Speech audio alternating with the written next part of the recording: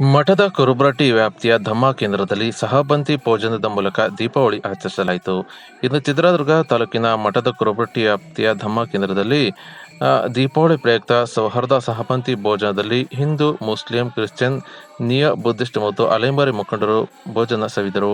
ಇನ್ನು ಈ ಕಾರ್ಯಕ್ರಮದ ಸ್ವಾಗತ ಭಾಷಣವನ್ನು ಅರುಣ್ ಕುಮಾರ್ ನರೇನಹಳ್ಳಿ ಅವರು ನೆರವೇರಿಸಿಕೊಟ್ಟಿದ್ದು, ಸ್ವಾಗತ ಭಾಷಣ ಮುಗಿದ ನಂತರ ಶ್ರೀ ವಿಶ್ವಸಾಗರ್ ಅವರು ಧರ್ಮದ ಬಗ್ಗೆ ವಿವರಿಸುತ್ತಾ, ಧರ್ಮ ಎಂದರೆ ನೋವುಗಳಿಂದ, ಸಂಕಷ್ಟಗಳಿಂದ ಮತ್ತು ಬಾಧೆಗಳಿಂದ ಹೊರಬರುವುದು ಎಂದರ್ಥ.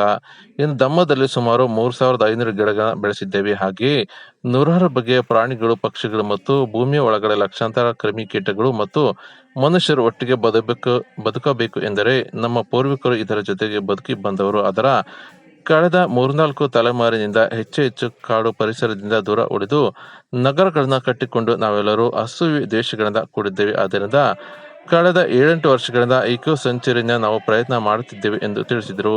ನಂತರ ಬಸವ ನಾಗಿದೇವ ಶರಣರು ಮಾತನಾಡಿದ್ದು, ದೀಪಗಳನ್ನು ಹಚ್ಚುವುದರ ಮುಖಾಂತರ ದೀಪಾವಳಿ ಹಬ್ಬದ ಶುಭಾಶಯಗಳನ್ನು ತಿಳಿಸಿ ಕಾರ್ಯಕ್ರಮ ಉದ್ಘಾಟಿಸಿದರು.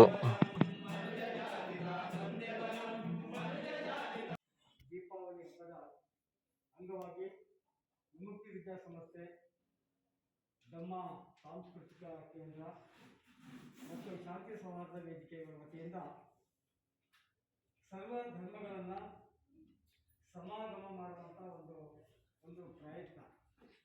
ಈ ಕಾರ್ಯಕ್ರಮದಲ್ಲಿ ಸಹಪಂಥಿ ಭೋಜನ